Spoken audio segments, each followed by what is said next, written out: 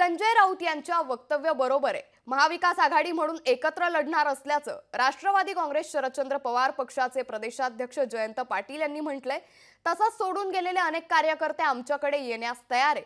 आमदारांबाबत मी बोलू शकत नाही, जागा वाटपाबाबत कोणी बोलू नये असं मला वाटतंय असं जयंत पाटील यांनी म्हटलंय। त्यांच्याशी संवाद साधलाय आमचे प्रतिनिधी विनोद राठोड यांनी।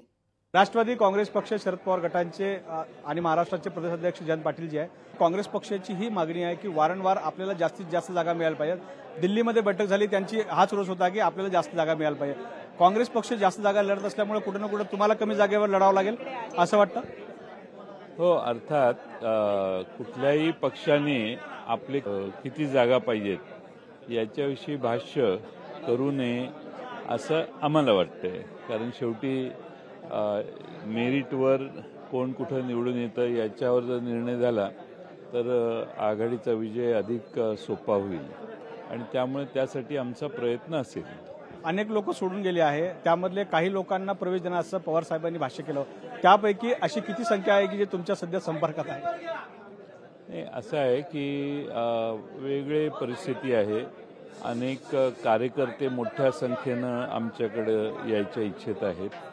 आमदार आणि खासदार आमदारांच्या बद्दल मी काही बोलू इच्छित नाही, त्याच्यापैकी कुणाचा माझा फारसा संपर्क झालेला नाही। ज्यावेळी होईल त्यावेळी मी सांगेन। शेवटचा प्रश्न, राज्यामध्ये दूध उत्पादक शेतकऱ्यांची अडचण होत आहे। 27 रुपये लिटर खरेदी केली जात आहे।